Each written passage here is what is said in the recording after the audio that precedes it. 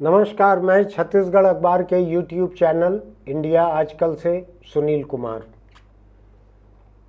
नवंबर के महीने में ये हो सकता है दुनिया में कि एक देश पर कमल का राज और एक देश पर कमला का राज, ऐसे हो सकता है। और वो कमल जो है वो भी, कमला जो है उनको भी कमल के देश के लोग अपनी ही बेटी मान रहे हैं। हालांकि वो पैदा अमेरिका में हुई हैं, कमला हैरिस, जो कि अमेरिकी राष्ट्रपति पद के चुनाव के लिए डेमोक्रेटिक पार्टी की तरफ से उम्मीदवार बनने के करीब हैं। अभी पार्टी की पुख्ता उम्मीदवार वो नहीं हुई हैं। अगस्त के महीने में, आज की डेट में, अगले महीने वो या तो हो चुकी रहेंगी या कोई और उम्मीदवार हो चुका रहेगा। डेमोक्रेटिक पार्टी का एक कन्वेंशन होना है, सम्मेलन होना है। अमेरिका में पार्टियों के भीतर का कामकाज काफ़ी कुछ पारदर्शी रहता है, काफ़ी लोकतांत्रिक रहता है। कुछ लोगों को अराजक भी लग सकता है वो। मुझको अच्छा लगता है कि एक पार्टी के भीतर जो राष्ट्रपति पद के उम्मीदवार बनना चाहते हैं उनके बीच आपस में खूब डिबेट होता है। कोई बंद कमरे में तय नहीं किया जाता कि ये बन जाएंगे, कि एक पार्टी है जैसे, या कई पार्टियां, एक पार्टी क्यों, हिंदुस्तान की अधिकतर पार्टियां हैं जिनके फैसले एक घर के ड्राइंग रूम में लिए जाते हैं। आपस में डाइनिंग टेबल पे परिवार के 2-3 लोग खाते हुए फैसला ले लेते हैं। बल्कि अधिकतर पार्टियां तो हिंदुस्तान की ऐसी है जिसमें एक व्यक्ति अकेले ही फैसला ले लेते हैं। मायावती की पार्टी है, अखिलेश यादव की पार्टी है, ममता की पार्टी है, नवीन पटनायक की पार्टी थी, अब तो रह नहीं गई, चंद्रा बाबू की पार्टी है, जगन मोहन की पार्टी है, शरद पवार की पार्टी है, उद्धव ठाकरे की पार्टी है, नीतीश की पार्टी। अंतहीन है, ये सिलसिला अंतहीन है। कांग्रेस पार्टी में कम से कम एक परिवार के 3 लोग बैठकर तय करते होंगे क्या करना है। 3, ये जितनी मैंने पहले पार्टियां गिनाई है इनके मुकाबले 3 लोग तय करते होंगे। और थोड़ा सा संदेह का लाभ देना चाहिए कांग्रेस को कि कांग्रेस के अध्यक्ष जो हैं खड़गे, उनको भी शायद शामिल किया जाता होगा बातचीत में। अगर मैं बहुत बुरी जुबान में भी कहूँ कांग्रेस के बारे में तो भी। अमेरिका का रिवाज एकदम अलग है। वहाँ की जो पार्टियाँ हैं, उन पार्टियों में पूरे देश में जो बिखरे हुए नेता हैं वो अपने अपनी लॉबिंग करते हैं, अपने अपने पक्ष में प्रचार करते हैं, लोगों से बात करते हैं, लोगों से जाकर मिलते हैं। अलग अलग राज्यों में उनके जो सांसद हैं उनसे मिलते हैं, जो रजिस्टर्ड वोटर रहते हैं पार्टी के उनसे मिलते हैं। वहाँ पार्टी का संगठन जैसा अमेरिका में कुछ रह नहीं गया है। न रिपब्लिकन पार्टी में न डेमोक्रेटिक पार्टी में कोई पार्टी संगठन नहीं है। आपने कभी पार्टी के अध्यक्ष का नाम नहीं सुना होगा। जो रहता है वहाँ पर उम्मीदवार को अपने दम पर एक समर्थन जुटाना पड़ता है पूरे देश में, अपनी पार्टी के लोगों के बीच में। फिर पार्टी के भीतर आपस में भी सम्मेलन होते हैं अपनी पार्टी के भीतर के। उसमें जो बनना चाहते हैं उम्मीदवार, वो मंच पे आते हैं लोग एक साथ, वो अपने पक्ष में अपनी बात रखते हैं, दूसरे की आलोचना भी करते हैं खुलकर। आपको बतलाऊं, मैं अभी रिपब्लिकन पार्टी के उम्मीदवार, एक भूतपूर्व राष्ट्रपति डोनाल्ड ट्रंप, जो कि उम्मीदवार तकरीबन घोषित हो चुके हैं उनकी पार्टी की तरफ से, उन्होंने जिस जेडी वैंस को अपना रनिंग मेट यानी उपराष्ट्रपति पद का उम्मीदवार बनाया है, उसने अभी हाल के बरसों में ट्रंप को हिटलर करार दिया था कि पूरा देश तबाह कर देगा, ये हिटलर है। ये वैंस की वाइफ, उनकी पत्नी जो कि भारतीय मूल की है, उन्होंने भी कुछ इस किस्म की बातें ट्रंप के खिलाफ कही थी, नफरत वगैरह की किसी की बातें की, जो है ट्रंप के बारे में सही है। हिटलर ने भी शायद महिलाओं के बारे में इतनी बदजुबानी नहीं की होगी जितनी कि ट्रंप ने की है। आपको अगर याद ना हो तो मैं बतला दूं कि ट्रंप ने बहुत सारी महिलाओं से इधर उधर कई तरह के संबंध रखे, उनके बारे में तरह तरह की बकवास की। ये कहा कि अगर आप स्टार हैं, अगर आप कामयाब हैं तो आप किसी महिला के गुप्तांग को भी दबोच सकते हैं, वो कुछ नहीं करेगी। ये बात उनकी रिकॉर्ड हो गई थी। गंदा लफ्ज उन्होंने इस्तेमाल किया था, मैं कहना नहीं चाहता हूँ, गुप्तांग के लिए अमेरिका में जो सबसे गंदा लफ्ज इस्तेमाल होता है वो ट्रंप ने इस्तेमाल किया था। तो ट्रंप के खिलाफ रहा उनका आज का जो रनिंग मेट है जेडी वैंस, वो उनके खिलाफ था। लेकिन वक्त की बात रहती है, आज जेडी वैंस की वजह से कई राज्यों में एक समर्थन मिल सकता है ट्रंप को। तो ये रणनीतिक पसंद है, ये स्ट्रेटेजिक चॉइस है ट्रंप की कि 8 या 9 राज्य ऐसे हैं जिसमें ट्रंप अपने दम पे कमज़ोर रहेगा, लेकिन जेडी वैंस को रनिंग मेट बनाने की वजह से ट्रंप को वहाँ फ़ायदा होगा। कुछ इस किस्म की बात है। ऐसे में रिपब्लिकन पार्टी के मुकाबले डेमोक्रेटिक पार्टी बड़ी डामाडोल चल रही थी, क्योंकि उसके राष्ट्रपति जो है, मौजूदा राष्ट्रपति जो बाइडन, वो थोड़े डामाडोल थे, शारीरिक रूप से भी, स्मृति के हिसाब से भी उनकी याददाश्त जो है डामाडोल चल रही थी। वो किसी को किसी नाम से बुला ले रहे थे। वो यूक्रेन के राष्ट्रपति जेलेंस्की को वो रूस के राष्ट्रपति पुतिन के नाम से बुला रहे थे। वो अपनी वाइस प्रेसिडेंट को ट्रंप के नाम से बुला रहे थे, किसी को किसी के नाम से बुला रहे थे। थोड़ा याददाश्त साथ नहीं दे रही थी जो बाइडन की, थोड़ा शरीर साथ नहीं दे रहा था। ट्रंप के मुकाबले वो बहस करने में पीछे रह रहे थे, कमज़ोर रह रहे थे। दोनों के बीच जो डिबेट हुआ था उसमें काफ़ी कमज़ोर थे जो बाइडन। इन सब वजहों से पिछले राष्ट्रपति जो बड़े समर्थक थे जो बाइडन के, बराक ओबामा, उन्होंने भी सलाह दी थी कि जो बाइडन को हट जाना चाहिए, नहीं लड़ना चाहिए। लेकिन अगर वो आमादा थे लड़ने पे तो लोग उनके साथ थे कि अगर आप लड़ने पे ही आमादा हो तो हम आपके साथ हैं। डेमोक्रेटिक पार्टी का बहुमत उनके साथ था। ट्रंप के मुकाबले ज़्यादा चंदा शायद जुट गया था, 2000 करोड़ से ज़्यादा चंदा जुट गया था जो बाइडन के पास। खैर, जो बाइडन को ऐसी हालत में जब चारों तरफ से उनके दोस्त और शुभचिंतक दबाव डाल रहे थे कि आप मत लड़ो चुनाव, आप खुद हो के कहो कि हम नहीं लड़ेंगे। पार्टी का ढांचा अमेरिका में किसी संगठन का नहीं है कि वो कहे कि ये कैंडिडेट नहीं रहेंगे। ऐसा कोई संगठन वहाँ पर नहीं है जिसके पास केंद्रीय सत्ता हो, ऐसा कुछ नहीं है। और बहुमत जो है सांसदों का या जो रजिस्टर्ड वोटर हैं उनका, इनका जो बहुमत है वो जो बाइडन के साथ था डेमोक्रेटिक पार्टी में, इसलिए उनका नाम हटा नहीं पा रहे थे कोई। अभी जब उनके ऊपर कोविड का अटैक हुआ और वो अपने घर पर आराम कर रहे हैं, तब उन्होंने आसपास के लोगों से बात की और बात करके उन्होंने अपनी उपराष्ट्रपति कमला हैरिस को कहा कि कमला तुमको चुनाव लड़ना है, मैं विड्रॉ कर रहा हूँ। कमला हैरिस 4 साल पहले जब राष्ट्रपति का चुनाव हुआ था, वहाँ कार्यकाल 4 साल का है, उस वक्त वो लड़ना चाहती थी कमला हैरिस राष्ट्रपति का चुनाव, लेकिन पार्टी के भीतर उतना समर्थन उनको नहीं मिल पाया और जो बाइडन ने कमला हैरिस को अपना रनिंग मेट बनाया, उपराष्ट्रपति पद की उम्मीदवार। अच्छी जोड़ी थी, अच्छे से जीत के आए दोनों। जो बाइडन जैसा कि दिखता है आपको भी गोरे हैं, कमला हैरिस जो है काली हैं। आपको एक बात बतला दूं, मुझको कुछ दोस्तों ने इस बात के लिए टोका कि आप अश्वेत लोगों को काला कहते हैं, तो मैंने उनको बतलाया कि अमेरिका में जो काले लोग हैं वो अपने आप को अश्वेत कहने का विरोध करते हैं। इस बात को समझने की ज़रूरत है। अश्वेत का मतलब नॉन वाइट होता है, नॉन वाइट का मतलब जो वाइट नहीं है।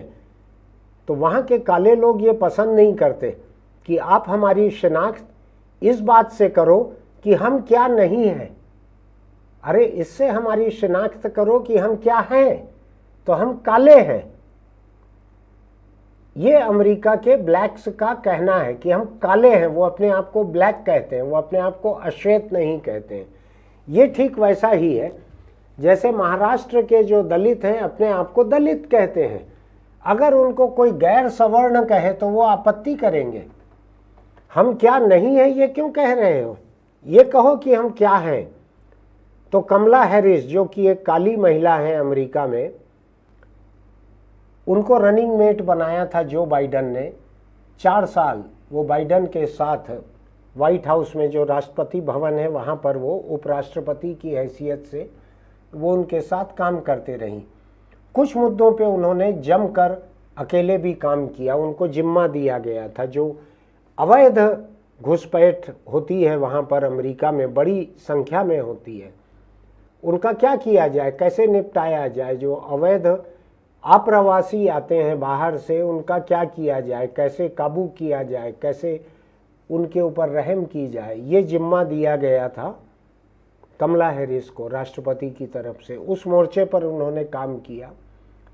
दूसरा, अमेरिकी सुप्रीम कोर्ट ने अभी साल भर पहले जो फैसला दिया, जिसमें 50 साल से महिलाओं को मिला हुआ एक संवैधानिक अधिकार कि वो चाहें तो वो गर्भपात करवा सकती हैं, उस अधिकार को खत्म कर दिया अमेरिकी सुप्रीम कोर्ट ने।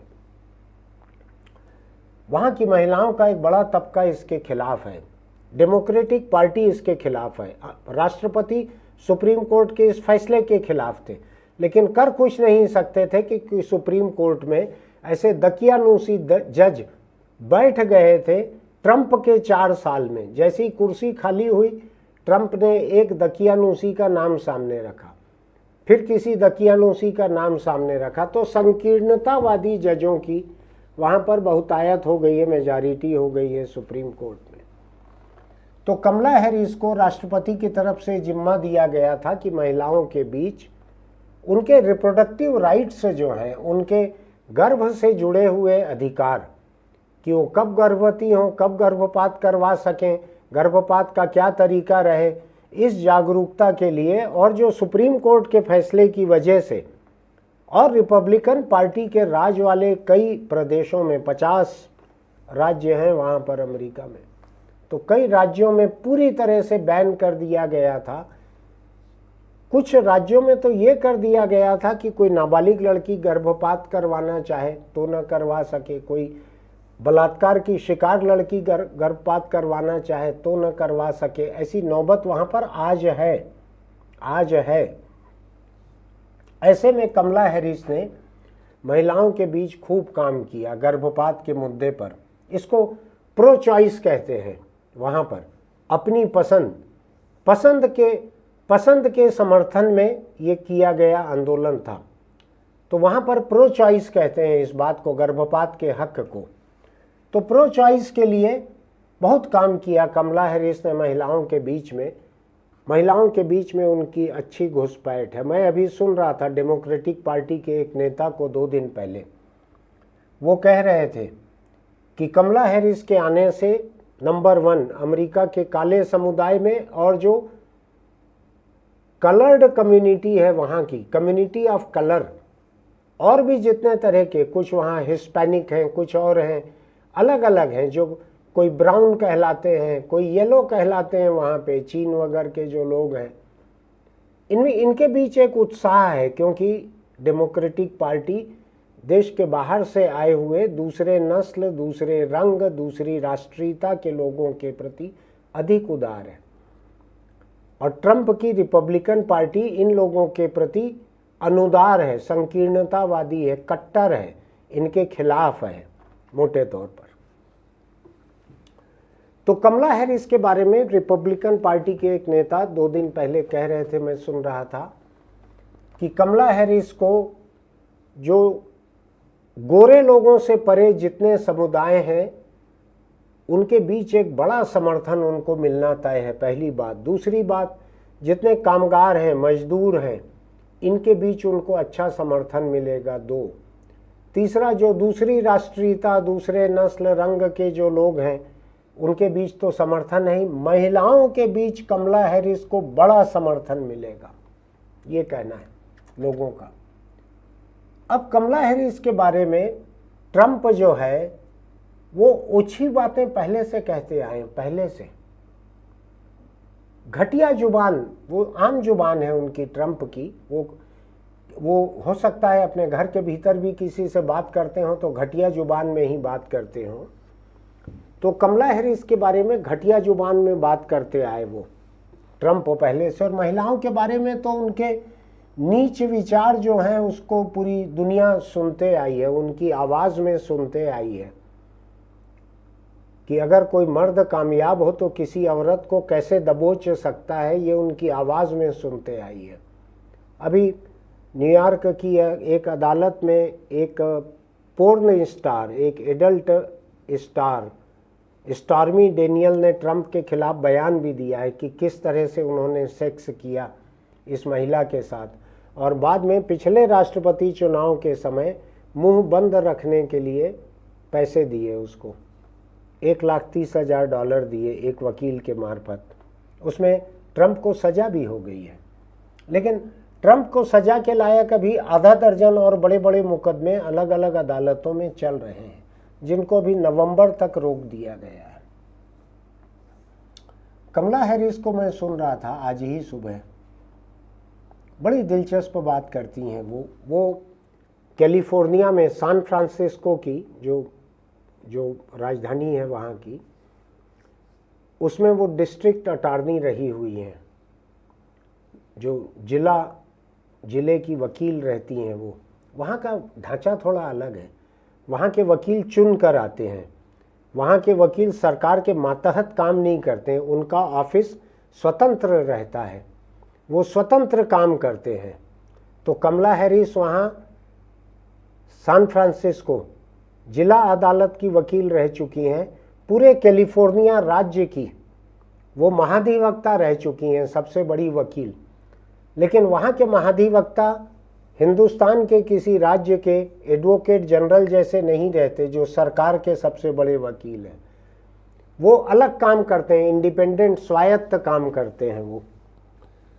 तो वो काम कर चुकी हैं। बहुत से राष्ट्रपति ऐसे रहे हैं जिनका राष्ट्रपति भवन का रास्ता स्टेट अटॉर्नी के ऑफिस से होते हुए गुजरा है। वहाँ वकील से आगे बढ़ने वाले बहुत सारे नेता रहे हैं अमेरिका में, कमला हैरिस भी उनमें से एक है। तो आज सुबह मैं कमला हैरिस को सुन रहा था तो वो बहुत ही मज़ा लेकर एक बात बोल रही थी।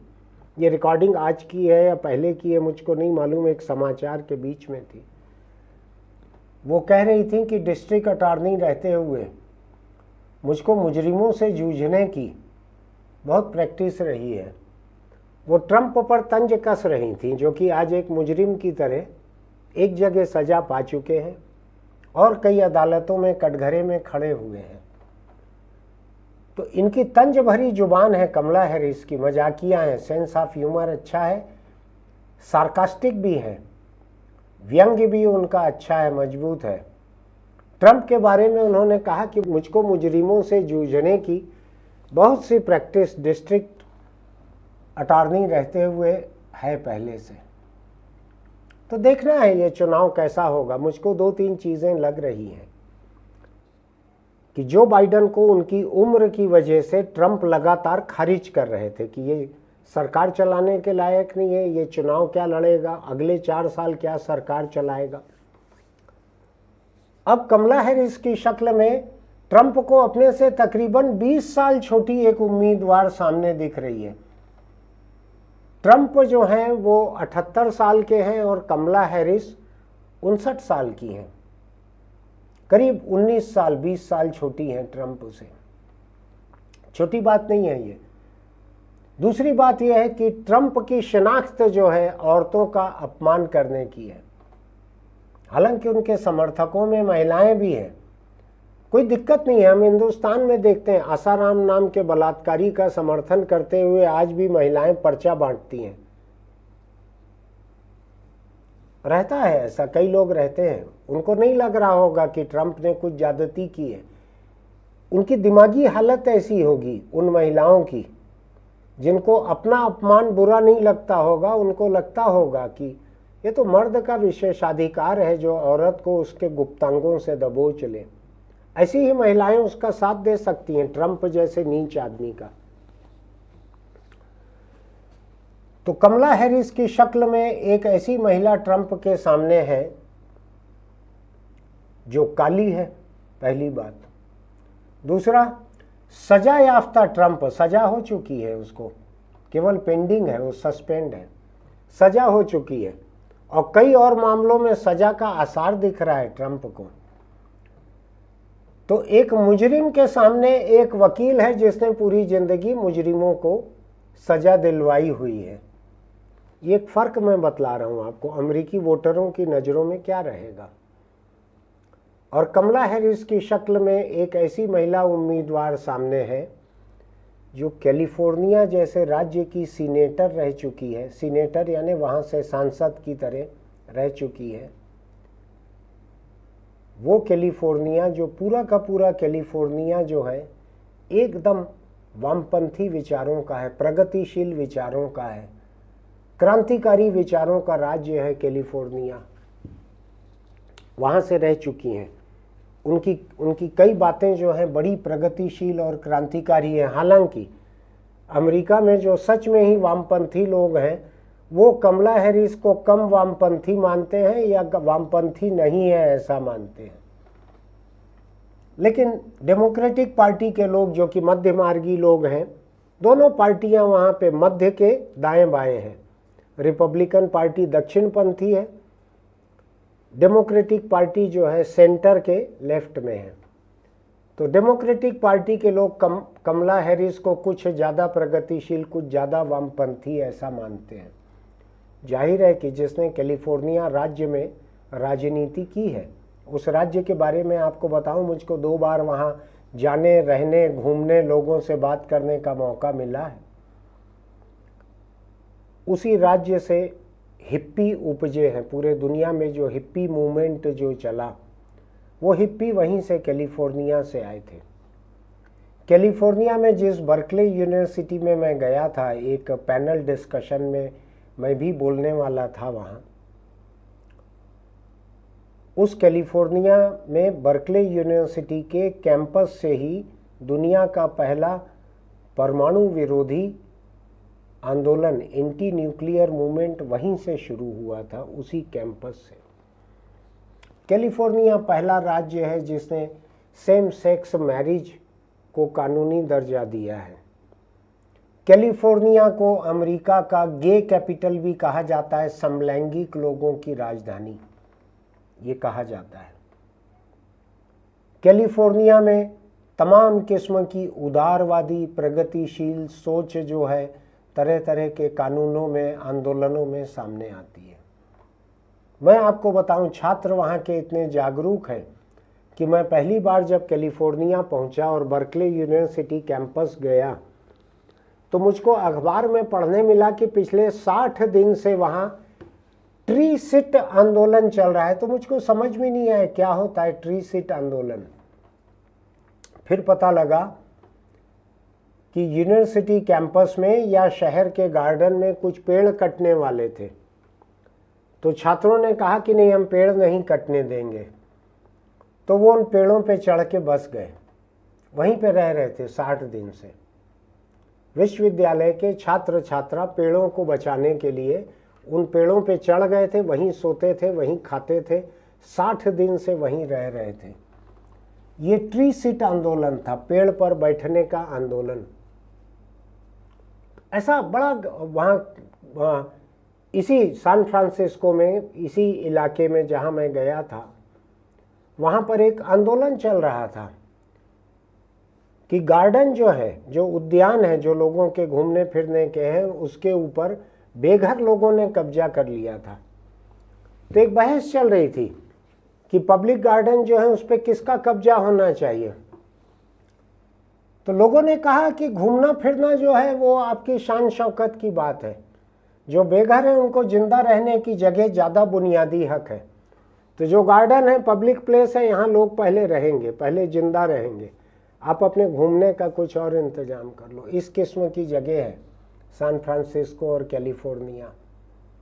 कमला हैरिस की माँ जब हिंदुस्तान से गई थी तमिलनाडु से वहाँ पर काम करने के लिए, बायोलॉजिस्ट थी, बर्कले यूनिवर्सिटी में, जिस यूनिवर्सिटी में मैं गया था, मुझको बोलने का मौका मिला वहाँ पर। हिंदुस्तान के नक्सल आंदोलन के ऊपर एक सेशन था, उसमें बोलने का मौका मुझको मिला। 3 दिन का सेमिनार था, उसमें और भी बहुत सारे सत्र थे। उसी बर्कले यूनिवर्सिटी में तमिलनाडु से कमला हैरिस की माँ वहाँ गई थी काम करने के लिए पहले, फिर उन्होंने वहीं शायद आगे पढ़ाई की, पीएचडी वगैरह कुछ किया, साइंटिस्ट रहीं वहाँ, बायोलॉजिस्ट रहीं। वहीं पर अर्थशास्त्र के एक छात्र से जो जमैका से आए थे उनसे उनकी मुलाकात हुई थी। उसके बाद उनकी शादी हुई। तो कमला हैरिस उनकी बड़ी बेटी थी। कमला हैरिस की एक छोटी बहन और भी थी, 5 साल की थी कमला हैरिस। तब उनकी माँ का तलाक हो गया था अपने पति से। लेकिन कमला हैरिस की माँ भारत भी कई बार आती थी अपने परिवार के पास, तो दोनों बहनों को लेकर आती थी। उन्होंने चेन्नई का इलाका देखा हुआ है, तमिलनाडु देखा हुआ है कमला हैरिस ने बचपन से। वो जमैका भी लेकर जाती थी उनके पिता का घर दिखाने के लिए, परिवार से मिलवाने के लिए। वहाँ तलाक इतना कटु नहीं रहता है कि एक दूसरे को गोली मार दो, कुल्हाड़े से काट दो, ऐसा नहीं रहता है। लोग सभ्य हैं, तलाक के बाद भी जीना सीख लेते हैं लोग। वहाँ पर मिलते हैं तो दुआ सलाम कर लेते हैं, बच्चों का पूछ लेते हैं। ऐसी कमला हैरिस हैं, 5 साल की उम्र से केवल अपनी माँ के साथ बड़ी हुई हैं। अमेरिका अवसरों का देश है, land of opportunity, land of equality. वहाँ हर किसी को मौका मिलता है बराबरी से आगे बढ़ने का। तो ये आगे बढ़ते बढ़ते ये अमेरिका के सबसे अच्छे विश्वविद्यालयों से पढ़ते रहीं। इनकी माँ भी प्रगतिशील सोच की थी। उस समय भी वो कुछ आंदोलनों से जुड़ी रहती थी। कमला हैरिस को बचपन से वैसे ही संस्कार मिले, तो ये भी तरह तरह के आंदोलनों से जुड़ी रही। वामपंथी विचारधारा से कुछ हद तक प्रभावित रही। डेमोक्रेटिक पार्टी में रही शुरू से। वहाँ इस किस्म का दल बदल और खरीद फरोख्त नहीं है। तो ऐसी कमला हैरिस आज वहाँ पर राष्ट्रपति पद की उम्मीदवार बनने से बस कुछ कदम दूर हैं। ऐसे आसार हैं कि उनकी उम्मीदवारी तय मानी जा रही है। अगले महीने अगस्त में 19 से 22 के बीच डेमोक्रेटिक पार्टी का राष्ट्रीय सम्मेलन होगा, जिसमें औपचारिक रूप से उनको उम्मीदवार घोषित किया जा सकता है। ऐसा मान रहे हैं लोग कि 100% तय हो चुका है। पहला मौका रहेगा, पहला मौका, जो एक काली महिला राष्ट्रपति पद की उम्मीदवार भी बन रही है। उनके पहले अभी बस कुछ चुनाव पहले ही हिलेरी क्लिंटन पहली महिला थी जो कि अमेरिकी राष्ट्रपति पद की उम्मीदवार किसी भी पार्टी से बन पाई थी। हालांकि इन्हीं की पार्टी की बनी थी, डेमोक्रेटिक पार्टी की। रिपब्लिकन पार्टी के जो लोग हैं, संकीर्णतावादी और दकियानूसी हैं, वो शायद अगले 150 साल भी किसी महिला को उम्मीदवार नहीं बनाएंगे। वो मर्द की सोच की पार्टी है वो। खैर, तो कमला हैरिस पहली काली महिला है जो राष्ट्रपति पद की उम्मीदवार रहेगी। ये पहली काली महिला और कोई भी पहली महिला थी जो उपराष्ट्रपति रह चुकी है। पिछले बार भी ये अपने पार्टी के भीतर जो बाइडेन के मुकाबले राष्ट्रपति पद की उम्मीदवार बनना चाहती थी, लेकिन उनको समर्थन नहीं मिला था और उनको जो बाइडेन ने साथ में रखा था रनिंग मेट बनाकर। ये समझने की ज़रूरत है कि अमेरिका में इन्हीं दो पार्टियों के बीच तमाम वोट बढ़ते हैं और कोई पार्टी वहाँ पर तस्वीर में नहीं है। दूसरी चीज़ जो मुझको अजीब लगती है, जिसको मैं पूरा नहीं समझता हूँ, कि बहुत सारे राज्यों में तो ये तय माना जा रहा है कि वहाँ किसको वोट मिलेंगे, रिपब्लिकन को मिलेंगे, डेमोक्रेटिक को मिलेंगे, ये तय माना जा रहा है। कुछ एक राज्य ऐसे हैं जिनको स्विंग स्टेट कहा जाता है। यहाँ पेंडुलम की तरह बदल सकती है वोटरों की सोच। और कोई एक मुझको ऐसा मिला असेसमेंट, चुनावी विश्लेषण का अमेरिका का, जिसका ये कहना था कि महज 1-2 लाख वोटों से ही फैसला होने वाला है दोनों पार्टियों के बीच, दोनों उम्मीदवारों के बीच।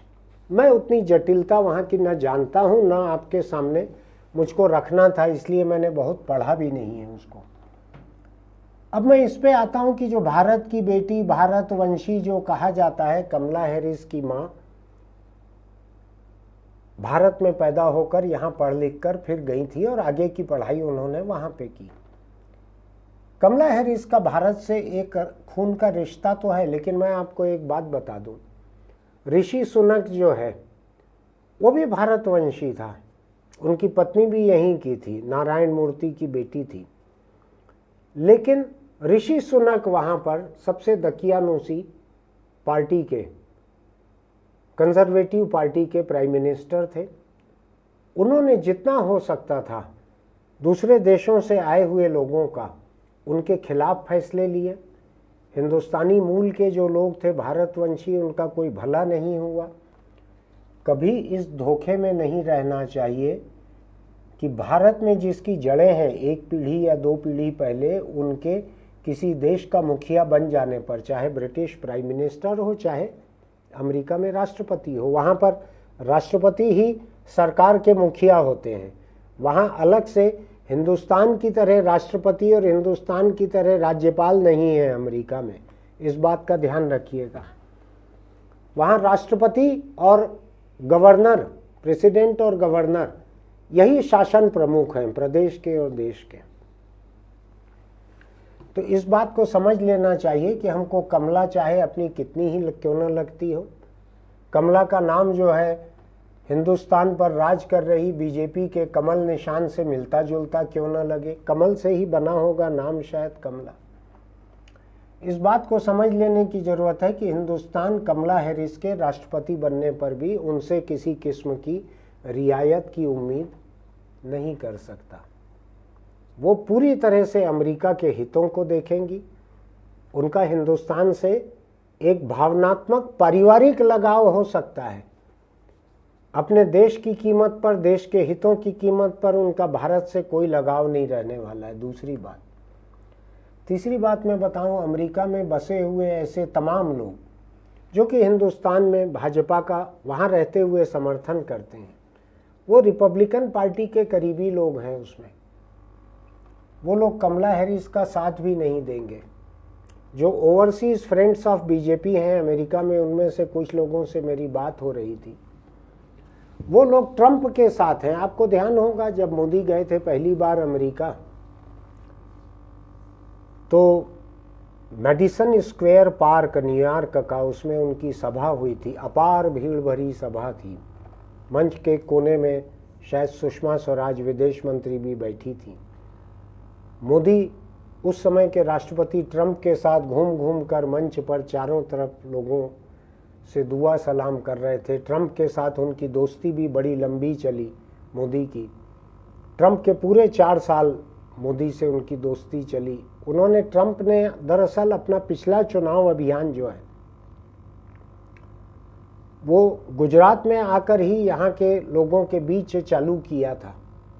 मोदी की मौजूदगी में अहमदाबाद में बड़ा सा कार्यक्रम हुआ था, क्योंकि अमेरिका में जितने गुजराती बसे हुए हैं उनका समर्थन मिले ट्रंप को, और भी गुजरातियों के अलावा भी और लोग हैं उनका भी समर्थन मिले, इसलिए ट्रंप यहाँ आए थे। अहमदाबाद के कार्यक्रम में प्रधानमंत्री मोदी के साथ शामिल हुए थे।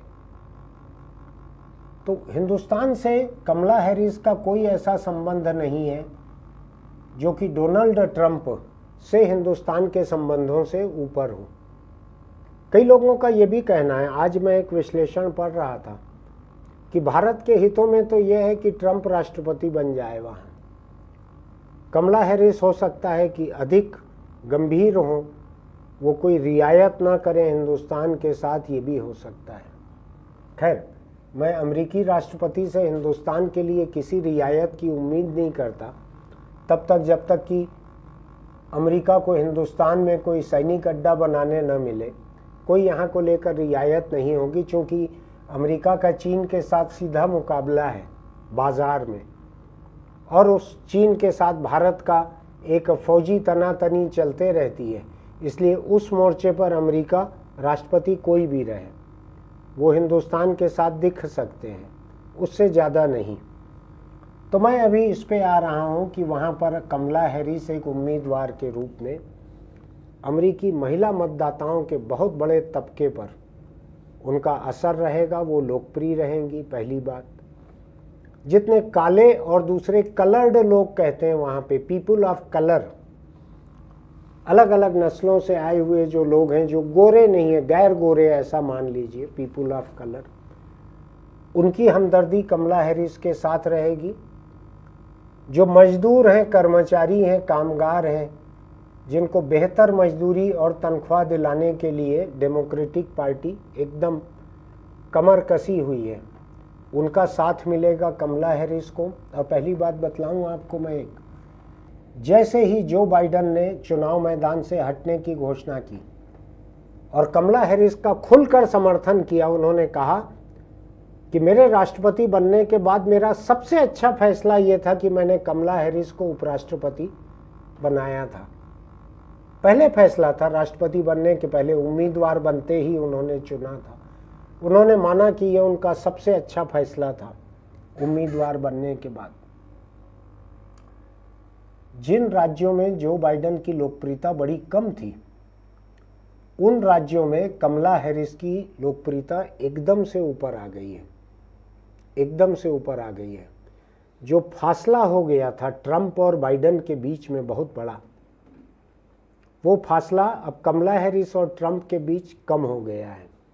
ये भी हो सकता है जैसे जैसे मामला आगे बढ़े, नवंबर में चुनाव है, तब तक ये फासला और कम हो जाए।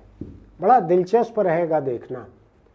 मैं चाहता हूं कि अमेरिकी जनता के पास जिंदगी में पहली बार ये हक आया है उसके हाथ, कि जो काले लोग हैं अमेरिका के, जो बेइंसाफ़ी झेल रहे थे, रंग भेद झेलते आए हैं, आज भी है, लंबे समय से जिनके ऊपर जुल्म हो रहे थे, जिनको गुलाम बनाकर बेचा जा रहा था अमेरिकी मंडियों में।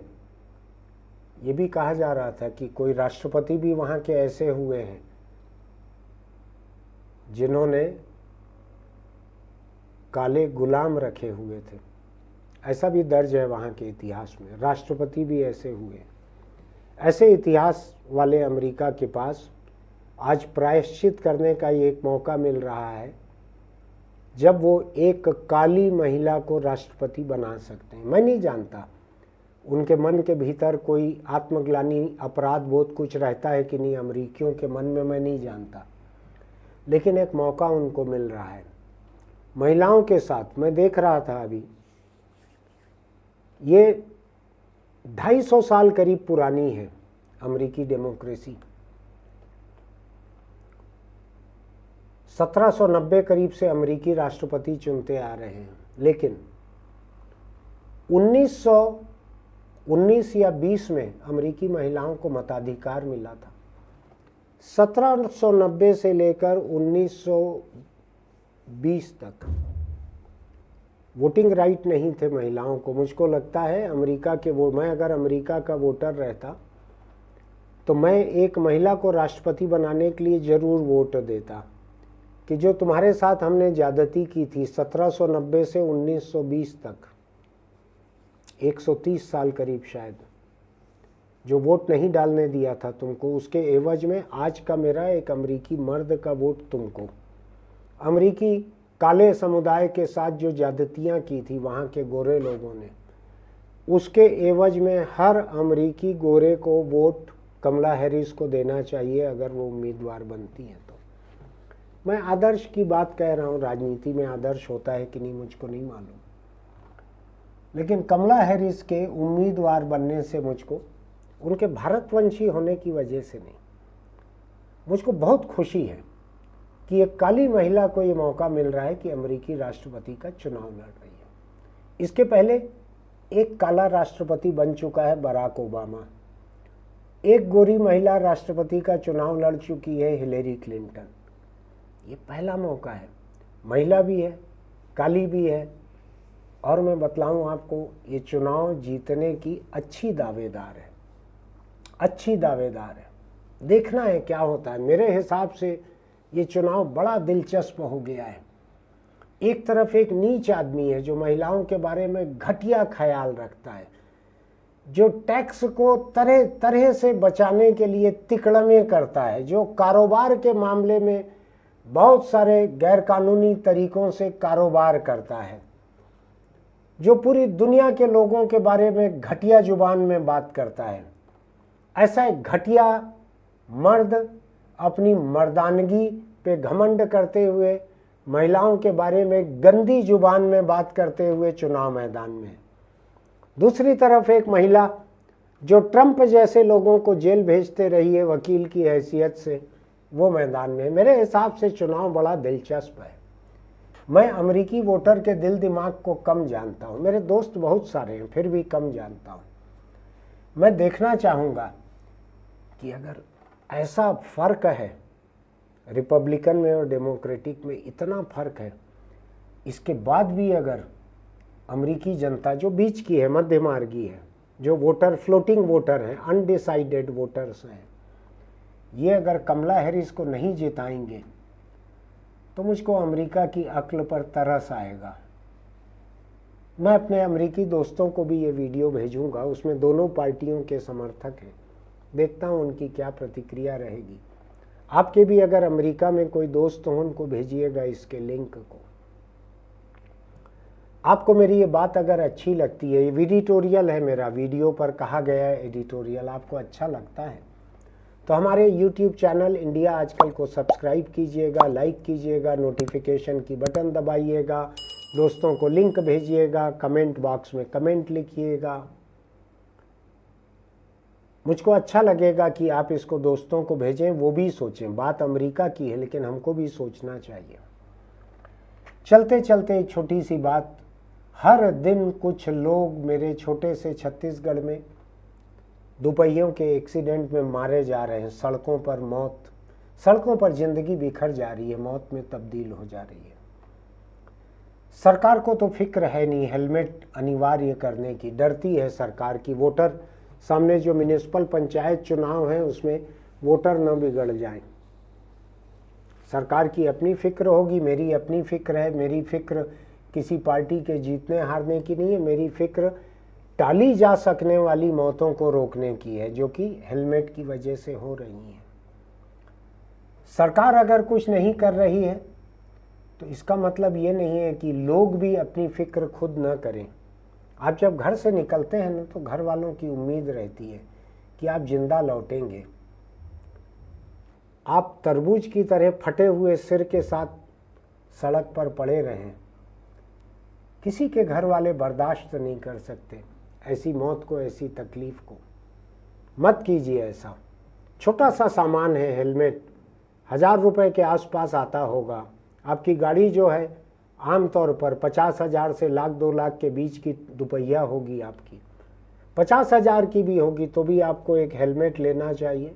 अपनी ज़िंदगी का खुद ख्याल रखना चाहिए। आपका सिर जो है वो पुलिस के लिए नहीं है, आपका सिर अपने परिवार के लिए है। पुलिस को देखकर हेलमेट लगाना, गली से निकल जाना, इससे मौत नहीं टलती है। आप पुलिस की नज़रों से बच सकते हैं, मौत की नज़रों से नहीं बच सकते। मैं चाहता हूं कि आप हमारे YouTube चैनल इंडिया आजकल को लंबे समय तक देखते रहें। इसके लिए ज़रूरी है कि आप अपने सिर का ख्याल रखें, और हमारे चैनल के लिए ज़रूरी नहीं है, आपके परिवार के लिए अधिक ज़रूरी है अपने सिर का ख्याल रखें। दोपहिए पर आप चला रहे हों, बैठ रहे हों, हेलमेट लगाएं। फिर मिलते हैं।